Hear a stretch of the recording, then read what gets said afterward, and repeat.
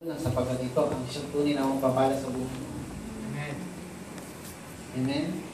Marami sa atin nag-rebelde sa pagkulang. Kaya katakot-takot na pagsubok ang nangyari. Isipin ninyo, bakit nangyari yung mga yon? Dahil lagi tayong rebelde sa magulang natin. Amen. Okay? Kaya huwag ka lang magtanong bakit nangyari yan. Alam mo na yun. Ngayon. Dahil yun ang sabi ng Biblia eh. Pangalawa sa Diyos, tautos. Binanggit ng Panginoon ang sa magulang. Mahalin mo yung magulang, igalang mo sila at lalawig ang buhay. Amen? At sumunod naman ay patungkol sa iyong kapwa. Huwag mong kunin o huwag kang mainggit sa anong mga bagay na meron ng iyong kapwa. Sinabi mo, huwag kang papatay, huwag kang magkakasala, huwag kang kukuha.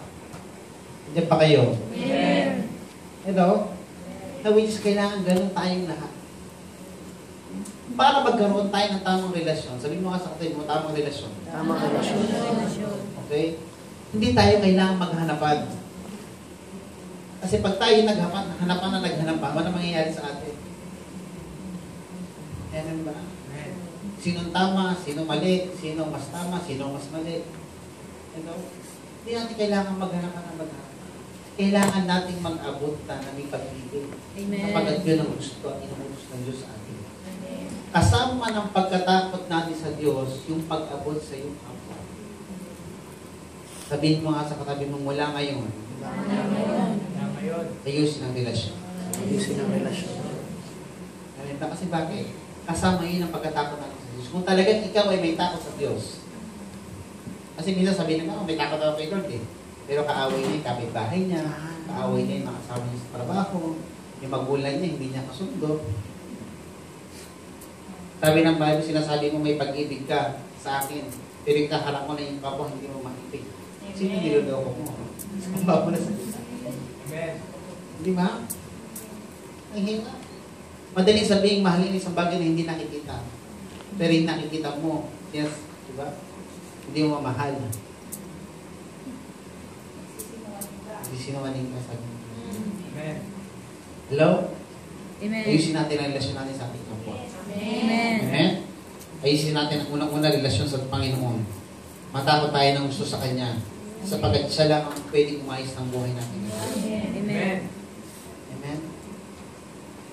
Okay, as children of God, let us diligently seek this kind of thing.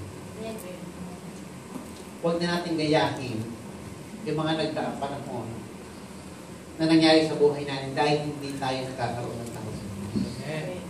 Isa sa mga pinag-aralan natin nakarating ko, the fear of the Lord will keep you safe. Amen. The fear of the Lord will protect you. At alam kong gusto naman natin. Amen. Yes. Amen? Tubuhan tayo ng takot sa Panginoon. Hindi isang negatibong pagkatakot. Hindi isang positibong pagkatakot na nasasabing mahal mo ang Panginoon. Amen? Mahalin natin siya ng totoo.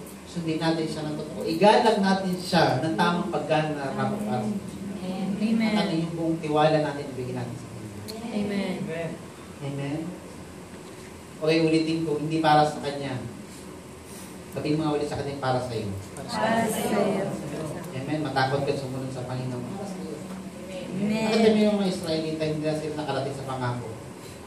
Habang nandito ka pa, habang buhay pa, tsak makakarating ka. Kung susunod ka sa sinasabi ng Panginoon. Amen? Ang Diyos natin ay mabait. Amen. Amen ba? Ang Diyos natin ay mabuti. Amen. Hindi siya isang madamot na Diyos o isang Diyos na nakatago na kailangan hanapin mo ng gusto para makita. Hindi ganoon ang ating Panginoon. Siya ay puno ng pag-ibig. Nagbigay siya ng mga batas na yun para tayo ay makalapit sa Kanya ng gusto. Kasi kung walang daan, paano? Sabi ni Diyos, I am the way, the truth, and the life. No one can come to the Father except me. Amen. Kung wala itong mga batas na ito, alam niyo, napaka sarap isipin. Kung patungo sa magandang buhay ay meron pa ng daan, kailangan malaman natin yung daan. Amen. Diba? Diyan ba kayo? Amen. Halimbawa, dito sa mundong ito, kung meron lang paraan para magkaroon ng maraming blessing, alamin na natin lahat. Diba? Kung sa bababong man ang napakinggan-usap, diba? Dapat alamin natin kasi meron pala eh. Sabi mo kasama tayo, meron pala eh. Meron pala. paulit-ulit tayo na halos makapagod tayo ng gusto at ending natin mawalan tayo ng pag-asa. At marami na nga kumitin ng kanilang mga sariling buhay dahil umayaw na sila. Amen. Diba? Hanapin, sabi mo sa katabi mo, hanapin. Hanapin. At pag nakita mo na yung taong daan na yun, sundin. Mabait ang Diyos natin. Ulitin ko, meron siyang ipinalanong magandang bagay, mabuting bagay, higit na bagay na mas mainam kaysa sa meron. Amen. Kung nag-aalala ka man sa buhay na meron ka at sa iyong pamilya, mga anak, mahal sa buhay, may hinanda na si Lord, hindi mo na kailangan mag-alala. Ang pwedeng walang gawin sa panahon ito, bilang nakakilala sa Diyos, matakot ka ng gusto, hindi mo siya. Amen. Wala, matakot ka ng gusto, hanapin mo siya, igalang mo ang Panginoon, igalang mo ang iyong magulang, ang iyong kapwa, ay mahalin mo ng gusto. At ano, pagpapalain ka ng gusto ng Panginoon.